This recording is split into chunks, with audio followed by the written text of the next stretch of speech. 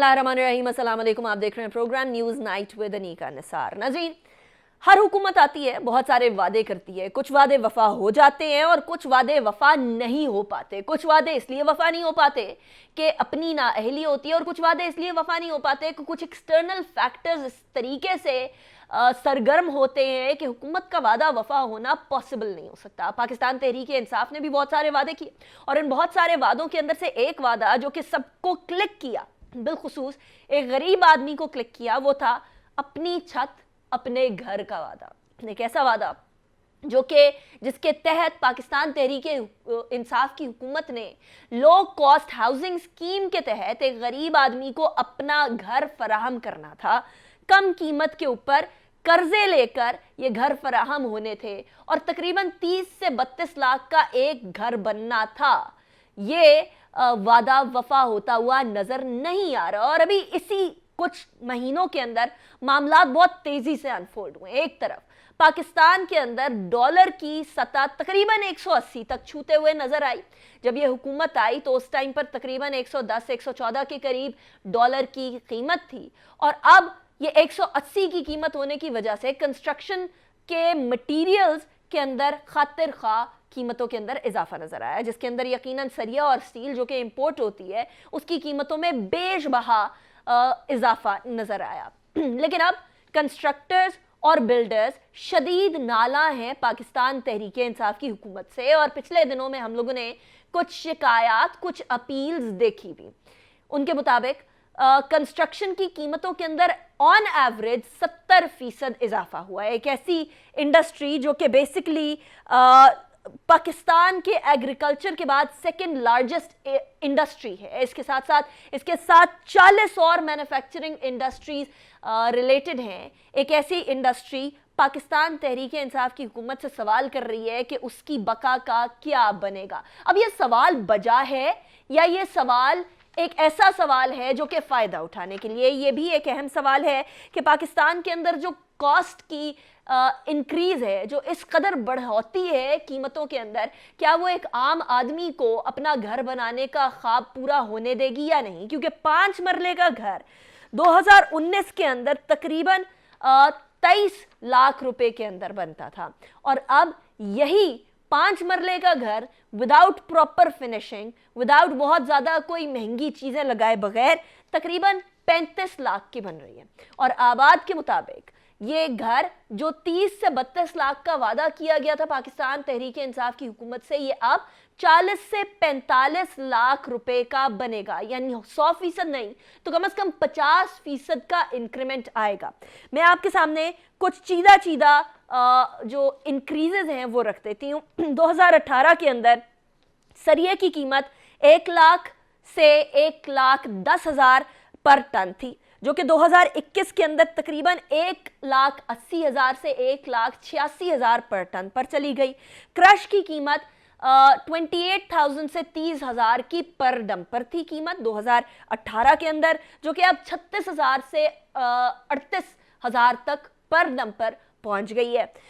ईंटों की कीमत 8,000 से 10,000 पर 1000 ब्रिक्स थी, और अब 2021 के अंदर ये 13,000 से 15,000 पर 1000 ब्रिक्स पहुंच गई है।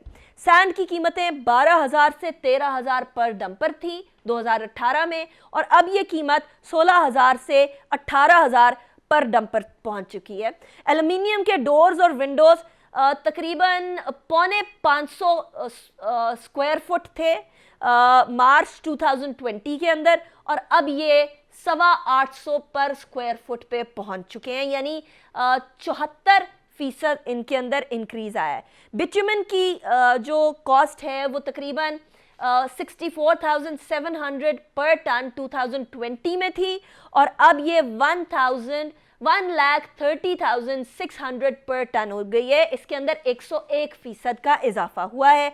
सीमेंट में आपको बताऊं तो 2020 मार्च के अंदर 480 पर बैग था, और अब 730 यानी 730 रुपए पर बैग है, जिसके अंदर 52% इंक्रीमेंट हुआ है।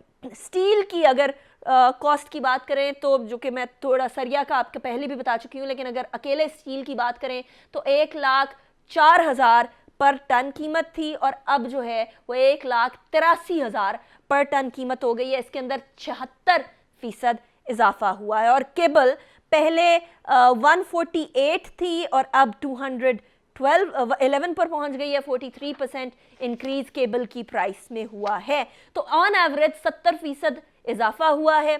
इसके अलावा डॉलर की कीमतों के अंदर इजाफा और एबनॉर्मल फ्यूल और एनर्जी की कीमतों के अंदर इजाफा भी इस कंस्ट्रक्शन इंडस्ट्री को बड़े बुरे तरीके से मुतासर कर रही है। इस तमाम सूरत हाल पर डिस्कशन करेंगे। आज जो मेरे साथ मेहमानान मौजूद हैं मैं उनका तारुफ करवा दूं। मुजम्मिल असलम साहब हमारे साथ मौजूद होंगे, फाइनेंस मिनिस्ट्री के स्पोक्स पर्सन हैं। इसके अलावा मोहसिन शेखानी साहब आबाद के चेयरपर्सन हैं, all builders and developers association है पाकिस्तान की। इसके अलावा अकील करीम डैडी साहब हमारे साथ मौजूद होंगे, पाकिस्तान के जाने माने इकोनॉमिस्ट और इनका कंस्ट्रक्शन सेक्टर से भी ताल्लुक़ है। बहुत शुक्रिया, आपने भी हमें ज्वाइन किया। And last but not the least Ashfaq Tola साहब भी हमारे साथ मौजूद होंगे, वेरी वेल नोन इकोनॉमिस्ट। लेकिन इससे पहले कि हम गुफ्तगू का आगाज़ करें, हम ब्रेक की तरफ जाएंगे।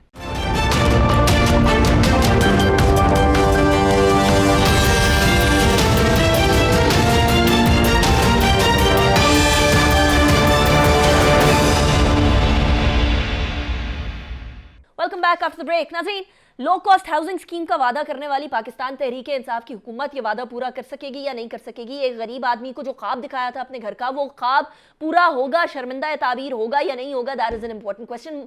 मुजम्मिल असलम साहब, सबसे पहले मैं आपकी तरफ ही जाऊंगी। 30 से 32 लाख का एक घर गरीब को प्रोवाइड किया जाएगा, ये बड़ा अच्छा वादा था, लेकिन ये सिर्फ वादे तक नजर आ रहा है। ये वादा पाकिस्तान तहरीक इंसाफ की हुकूमत पूरा कर सकेगी या नहीं कर सकेगी, कंसिडरिंग कि 70% इजाफा हो गया ऑन एवरेज कंस्ट्रक्शन की कीमतों के अंदर। और कंस्ट्रक्शन की कीमतों के अंदर जो इजाफा हुआ है वो तो अपनी जगह पर मौजूद, जो ज़मीन की कॉस्ट के अंदर इजाफा हुआ है, उसके बाद जो IMF की शराइत हम पर मुसल्लत की गई हैं, वो तमाम चीज़ें देखते हुए हम ये वादा कैसे पूरा कर सकते हैं? ये बात से बिल्कुल इनकार नहीं किया जा सकता कि 2021 में कंस्ट्रक्शन की कॉस्ट बहुत बढ़ी है और अब हमें उसको ये देखना है कि आया ये हुकूमती पॉलिसी का नतीजा है या कोई एक्सटर्नल फैक्टर्स है। अगर हुकूमती पॉलिसी के अगर इसमें कोई समरात है तो वो तो फिर हुकूमत की तरफ जो है आप पॉइंट आउट कर सकते हैं। मैं जब से मईशत को कवर कर रहा हूँ, मैंने एक चीज़ देखी है कि पाकिस्तान में कॉस्ट ऑफ कंस्ट्रक्शन जो है वो चाहे जिसकी भी हुकूमत हो वो बढ़ती रही है। अब इस दफ़ा जो इस हुकूमत ने जो कंस्ट्रक्शन सेक्टर को जो इंसेंटिव दिए थे वो किसी से ढके छुपे नहीं है और उस वक्त दिए जब पूरा मुल्क जो है ताला लग चुका हुआ था और एक बहुत ही जिसे कहते हैं अगेंस्ट द विंड जाकर हम IMF प्रोग्राम में थे, IMF से जाके हमने उसकी खास परमिशन ली, उनको कन्विंस किया, फिर उसके बाद एक एक्सटेंशन दी, उसमें भी ये किया। फिर उसके बाद हुकूमत के हाथ में क्या है, टैक्स को छोड़ देना। टैक्स की जितनी छूट थी वो दे दी और ये जो है आबाद वालों के साथ, सारों के साथ मिल के तय किया और ये नहीं कि वन साइडेड जो है उसको अमल किया या उस पर ये किया।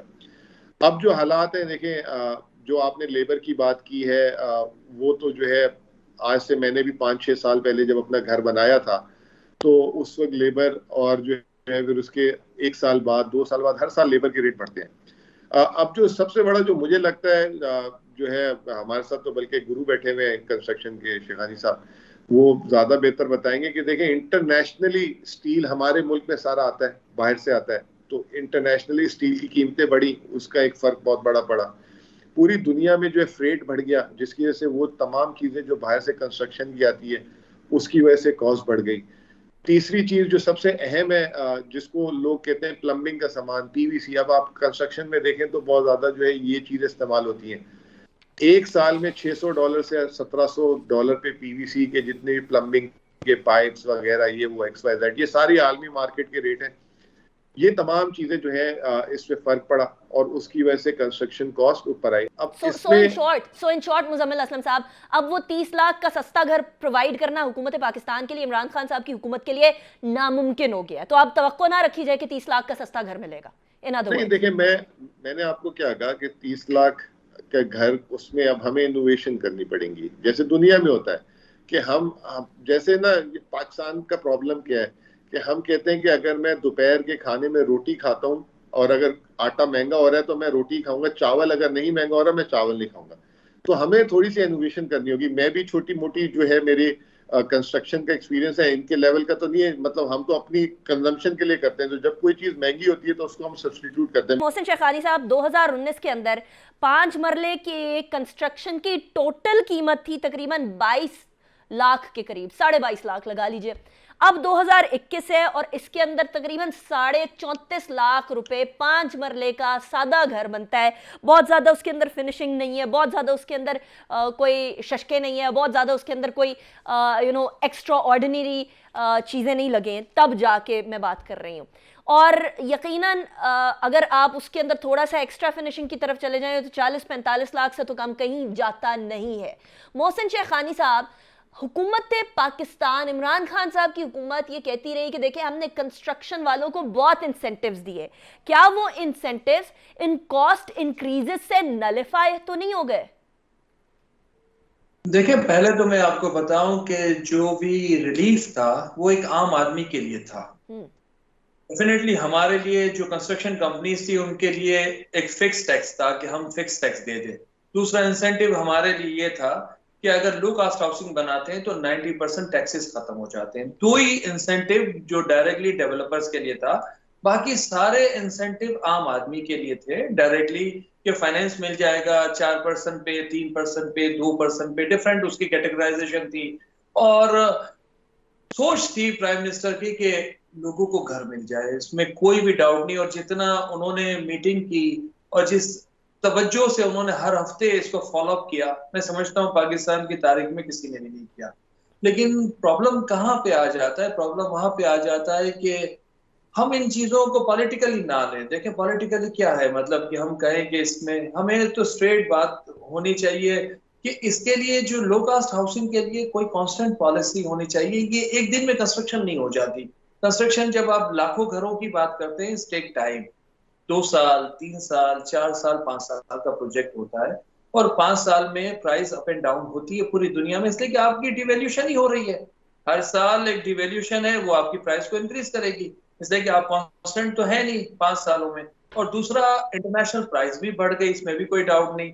लेकिन जब इंटरनेशनल प्राइस कम होती है तो हमारी कॉस्ट कम नहीं होती। वही सीमेंट की बोरी या 650 की रहती है, वो $250 वाला कोल आज 140 हो जाता है, फिर भी वो प्राइस वापस नहीं आती। हमारे मुल्क में प्रॉब्लम यह है कि हम कोई चीजों को वापस बैक नहीं करते, इंटरनेशनल मार्केट कम होने के बावजूद भी। हमारे पास आयरन की ओर्स मौजूद है, इंटरनेशनली हम स्क्रैप बाहर से मंगा के ड्यूटी भी भरते हैं, डॉलर भी देते हैं, हम आयरन ओर पे काम ही नहीं कर रहे। जो हमारे लिए जो चीजें बेसिक हमारी रिक्वायरमेंट है, हाउसिंग शॉर्टफॉल है। मतलब पूरे पाकिस्तान में वाकई मिलियंस ऑफ घरों की शॉर्टफॉल है और उनको बनाने के लिए कोई लग्जरी नहीं है। और शॉर्टफॉल किन की है? जो अफोर्डेबिलिटी नहीं है, अफोर्ड नहीं कर सकते, उनके लिए है। और वही एक था कि 25,000 35,000 कमाने वाला आदमी घर कैसे ले सकता है? और उसकी रेंटल इनकम अगर 10-12 हजार रुपए का वो किराए पे ले रहा है तो उसके बदले उसको घर दिया जाए। ये सोच थी, उसी पे काम कर रहे थे। और उस पे काम करने में बाज दफा दुनिया में international price up and down होती है, तो हमारे जो टैक्सेशन है इम्पोर्ट की, जो हम ड्यूटीज ले रहे हैं इस पे, स्टील पे एक तो इम्पोर्ट ड्यूटी है, इसके अलावा एंटी डंपिंग भी है। तो वो चीजें खत्म होनी चाहिए, उस पे हमें वर्कआउट करना चाहिए कि अगर प्राइस हाई हो रही है तो हम इन चीजों को कम कर दें ताकि लोगों को हम एक अफोर्डेबिलिटी के हिसाब से घर दे सके। लेकिन हम उस पे काम करने के लिए चीजों के लिए तैयार नहीं। वो एक प्रेजेंटेशन हमारे फाइनेंस मिनिस्ट्री की तरफ से आता है कि अगर आप टैक्स की बात करेंगे तो बहुत कम हो जाएगा और फिर आप बहुत सारा पेंडोरा बॉक्स खुल जाएगा। लेकिन क्या पेंडोरास बॉक्स खुल सकता है शेखानी साहब? अगर आप टैक्स के एग्जेम्पशन की या टैक्स कम करने की बात करें तो what could be the Pandora's box जिससे फाइनेंस मिनिस्ट्री हिचकिचा रही है?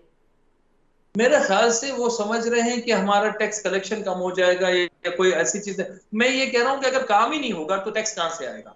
अगर मैं घर बनाऊंगा तो टैक्स तो मिलना ही नहीं है वैसे, और वो फिजिबल नहीं होगा एक आम आदमी के लिए। तो प्राइम मिनिस्टर का जो विजन है वो तो कंप्लीट ही नहीं होगा। एक ख्वाब दिया था ना उन्होंने कि 50 लाख देंगे, हम नौकरियां भी देंगे, ख्वाब है ना बेसिकली। घर हम भी जब अनाउंस करते हैं तो ख्वाब होता है, तो उसका इम्प्लीमेंटेशन हम लोग जब कर रहे होते हैं प्रोजेक्ट तो उसमें अप एंड डाउन होता है। तो हमारे पास मटेरियल माल होता है, हमारे पास प्रोजेक्ट में अगर हम 50% बेच रहे होते हैं, 70% तो 30% हम प्राइस को कहीं ना कहीं एडजस्ट कर लेते हैं। मुजम्मिल हसन साहब, coming to you back again, अब जो बिल्डर्स और कंस्ट्रक्टर्स की एक शिकायत है वो ये है कि आप लोग समझते हैं कि जो टैक्स होगा वो ज़्यादा इंप्लीमेंट करेंगे तो हम लोगों की टैक्स कलेक्शन बेहतर हो जाएगी। इकोनॉमी के अंदर यकीनन आपको मुझे ज़्यादा पता होगा कि एक सादा रूल होता है कि बिजनेस एक्टिविटी इतनी ज़्यादा कर ली जाए कि ऑटोमेटिकली टैक्स कलेक्शन बढ़ती चली जाए।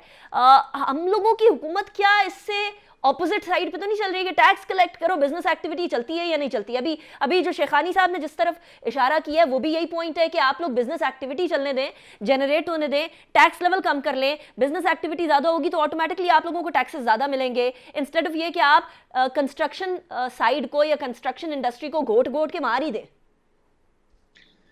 देखिए, बात यह है कि आपने आपके जो आखिरी सेंटेंस है ना उससे मुझे बड़ा इतराज है, घोट घोट के मार दें।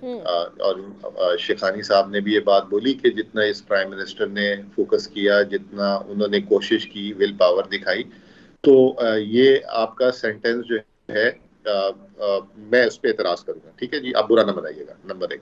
एतराज के साथ आगे बढ़े, ठीक है ना। अब दूसरी बात ये है कि देखें, बात ये है कि फर्ज करें मैं मोहसिन भाई की बात को आगे लेके निकलता हूँ, वो ये कहते हैं कि स्टील पे ड्यूटी कम कर दो, सीमेंट पे एफईडी कम कर दो, सेल्स टैक्स खत्म कर दो। ठीक है ना। इसकी दो साइडें।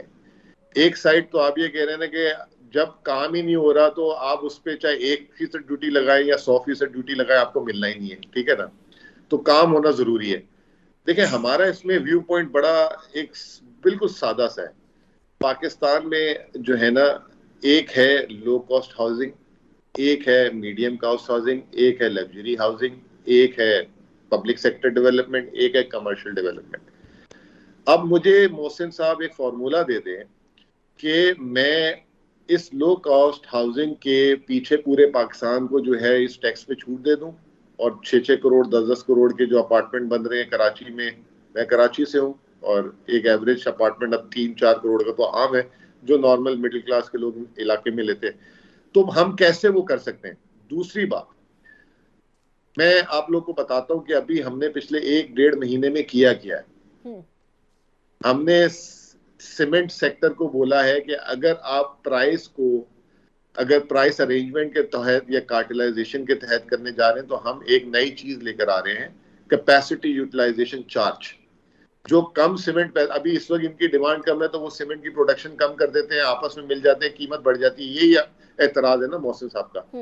तो वो जो है उसके लिए हम ला रहे हैं, और सीमेंट सेक्टर में बाकायदा उसकी बड़ी बेचैनी हो रही है।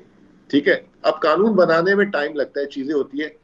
एक हमने इनिशिएटिव ले लिया। फिर दूसरी बात जो है पाकिस्तान में, मुझे थोड़ा सा क्लैरिफाई कर दीजिएगा, ये कैपेसिटी पेमेंट जो होगी वो हमारे बिजली के कैपेसिटी सरचार्ज की तरह हमारे गले तो नहीं पड़ जाएगी बाद में? Is this something similar, just to clarify? नहीं, ये कि आपने जो है ना, एक आपकी अगर 100 बोरी बनाने की कैपेसिटी है तो आप उसको 100 बोरी के करीब करीब बनाए, 90 या 95। अगर उससे कम बनाएंगे तो आपको पेनल्टी लग जाएगी। ठीक। और जो उतनी बनाएगा उसको टैक्स कम लगेगा, और जो ज्यादा बनाएगा उसको टैक्स कम लगेगा, और जो कम बनाएगा उसको टैक्स लग जाएगा। तो वो खुद ब खुद आउट हो जाएगा बिजनेस से। ठीक है।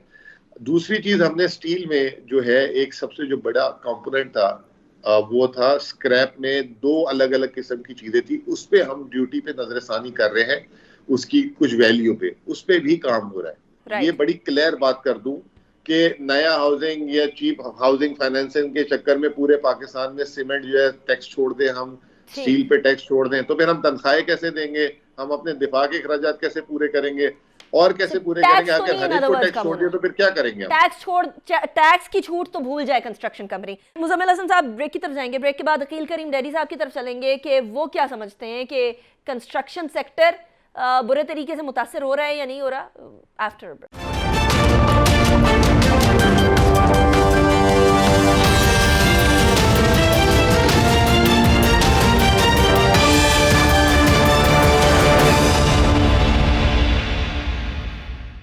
Welcome back after the break. Aqeel Karim Dhedhi साहब, मैं आपकी तरफ आऊंगी। कंस्ट्रक्शन कंपनी की तरफ से बारहा, कंस्ट्रक्शन की पूरी इंडस्ट्री की तरफ से बारहा एक इल्तिजा की जा रही है, अपील की जा रही है कि construction industry is going towards collapse. Aqeel Karim Dhedhi साहब, आप इस हुकूमत के, बिलखुसूस एक ऐसी हुकूमत जो कि कंस्ट्रक्शन को इंसेंटिव्स देने का दावा भी करती रही और इंसेंटिव्स देती भी रही है, क्या आप अग्री करते हैं कि किसी तरीके से ये कंस्ट्रक्शन की इंडस्ट्री कोलैप्स की तरफ जा रही है, और do you disagree to that? Because average increase in construction cost is 70% now.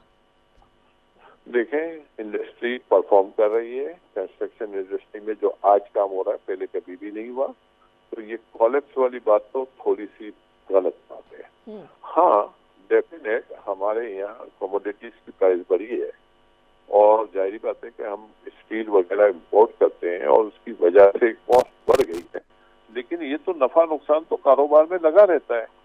बहुत सारा टाइम आता है, हम बहुत पैसे बना लेते हैं। कभी कभी ये भी आता है कि कमिटमेंट ऑनर करने के लिए थोड़ा बहुत लॉस होता है, और ये मैं किसी सूरत में भी मानने को तैयार नहीं हूँ कि लॉस लोग भुगत रहे हैं। जमीनों की प्राइस 3-3, 4-4 गुना बढ़ गई है, तो अगर कुछ किसी को थोड़ा बहुत स्टील में लॉस हुआ है तो दूसरी तरफ जमीन की वैल्यू बढ़ गई है, इन्वेंट्री की वैल्यू बढ़ गई है। तो ये बेकार की बातें हैं। ये लोग कोलैप्स हो गई और हमें सब्सिडी दे दो, सब्सिडी पाकिस्तान के पास गुंजाइश नहीं है देने के लिए। इस मुल्क में गुर्बत को भी तो दूर करना है और गवर्नमेंट को फोकस करना चाहिए गरीब आदमी के ऊपर। अमीर ने इस मुल्क में बहुत पैसे बना, फर्दर उनको किसी किस्म की रियायत देने की कोई जरूरत नहीं है। लोग फॉर द टाइमिंग प्राइस बढ़ जाती है तो वो ये कहते हैं कि हमारे साथ इंसाफ होना चाहिए, प्राइस कम होनी चाहिए कम, लेकिन इस तरह नहीं कि गवर्नमेंट अपने कंधे पे गोली खाए। मेरा नहीं ख्याल है कि इस तरह की बातें करनी चाहिए। मेरा अपना भी हाउसिंग सेक्टर से ताल्लुक है, हम भी ये काम कर रहे हैं, लेकिन ठीक है द टाइमिंग कॉस्ट बढ़ी है, लेकिन इसके अलावा इन्वेंट्री की भी तो वैल्यू बढ़ गई है, तो वहाँ हमें बेनिफिट भी हो जाएगा। तो कोई इस तरह की बात सोचने की भी जरूरत नहीं है, करने की जरूरत है। कॉलेज तो जब कहते हैं ना, जब डिमांड नहीं होती, डिमांड तो अपनी जगह पे है और लोग काम भी कर रहे हैं, ये भी नहीं है कि काम नहीं हो रहा।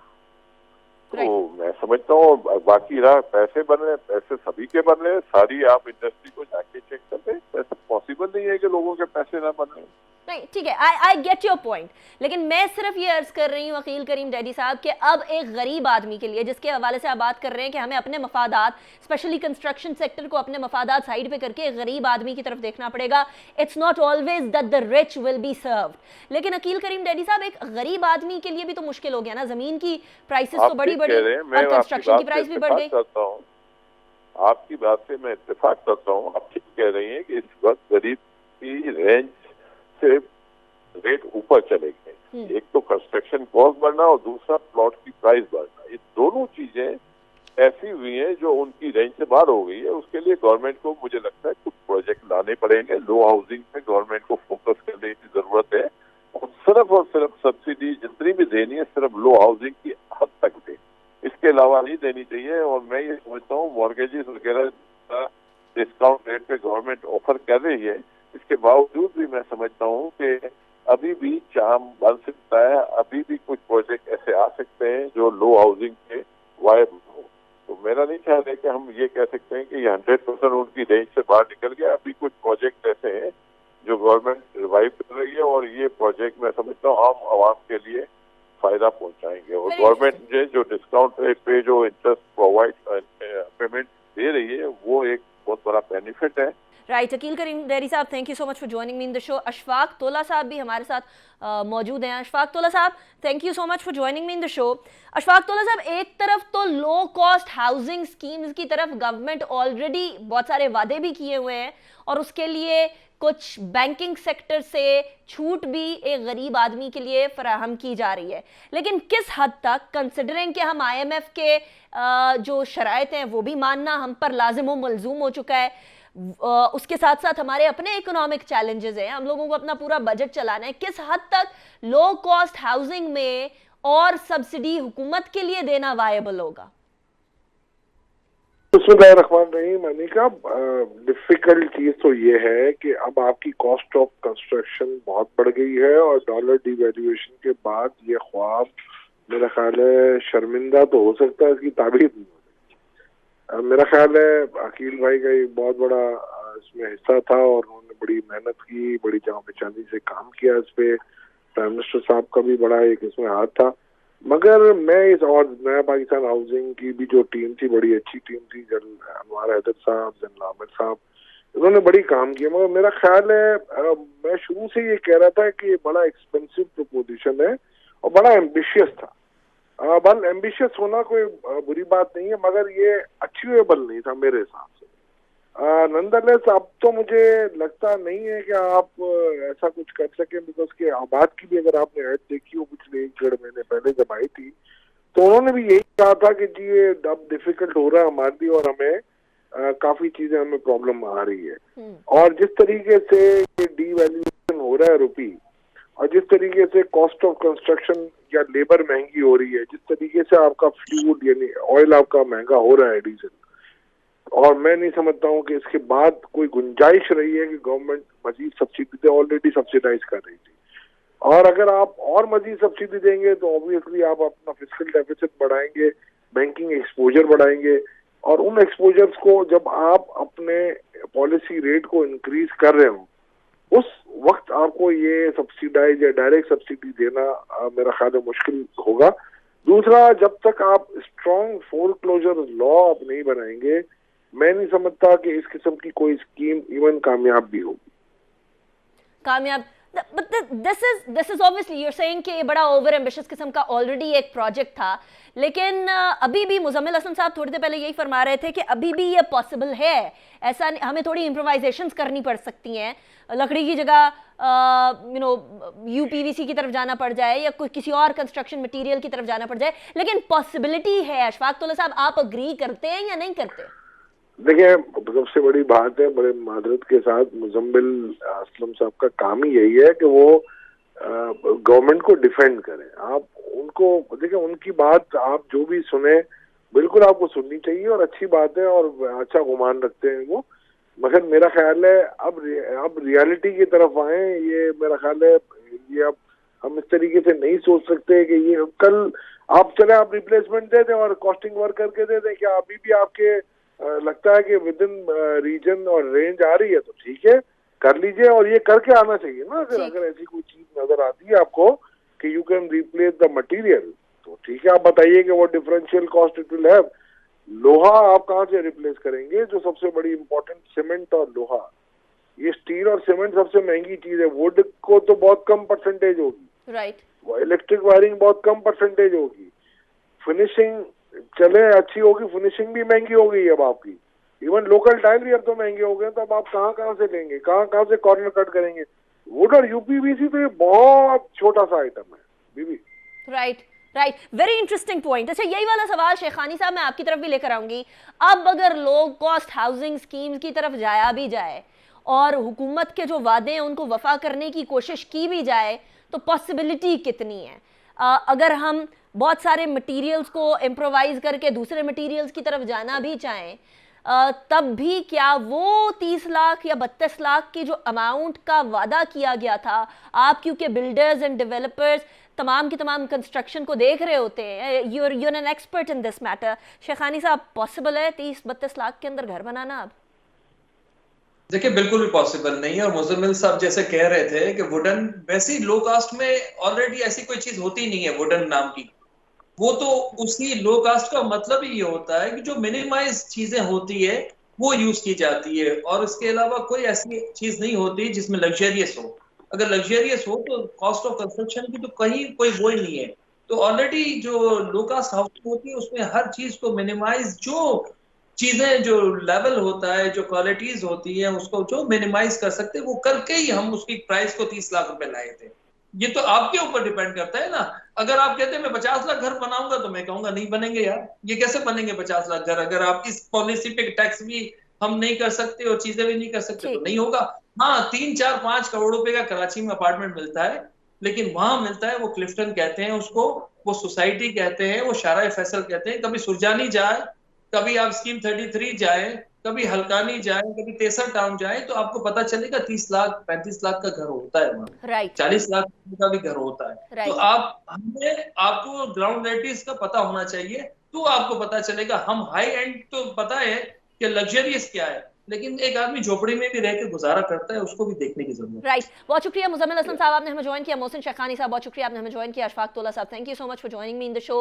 एंड अकील करीम डैडी साहब भी हमारे साथ मौजूद थे। नाज़रीन, कंस्ट्रक्शन की कॉस्ट तकरीबन 70% बढ़ चुकी है, और ये 70% ऑन एवरेज कंस्ट्रक्शन की कॉस्ट बढ़ने का मतलब ये है कि एक गरीब आदमी अगर किसी ने पहले प्लॉट ले लिया तो फिर ठीक है, और अगर अब प्लॉट लेना है तो पहले ज़मीन की कीमत बढ़ने के हवाले से उसको कीमत अदा करनी पड़ेगी, और उसके बाद फिर कंस्ट्रक्शन यकीनन डॉलर की कीमत बढ़ने की वजह से, कंस्ट्रक्शन मटीरियल के इम्पोर्ट की कीमत बढ़ने की वजह से, जो यहाँ कंस्ट्रक्शन मटीरियल बन रहा है उसके, और साथ ही साथ लेबर की जो कॉस्ट बढ़ रही है, वो तमाम चीज़ों को देखते हुए, मद्देनज़र रखते हुए, उसके लिए एक सस्ते घर का ख्वाब ज़रा दूर होता हुआ नजर आ रहा है। हुकूमत इसके हवाले से क्या कर सकती है अगले 1.5 साल के अंदर, जबकि नेक्स्ट 1.5 साल के बाद 2023 के अंदर इंतखाबात का सीजन शुरू हो जाएगा, और इंतखाबात के सीजन से पहले पहले लो कॉस्ट हाउसिंग के जो वादे हैं वो पता नहीं वफा हो पाएंगे या नहीं हो पाएंगे। अकॉर्डिंग टू शेखानी साहब ऐसा होता हुआ नजर नहीं आ रहा। आने वाला वक्त बताएगा कि कंस्ट्रक्शन सेक्टर के लिए, बिलखुसूस गरीब के लिए घर बनाना पॉसिबल होगा या नहीं। अनीका निसार को इजाजत दीजिए, अपना बहुत ख्याल रखिएगा। अल्लाह हाफिज़ नासिर।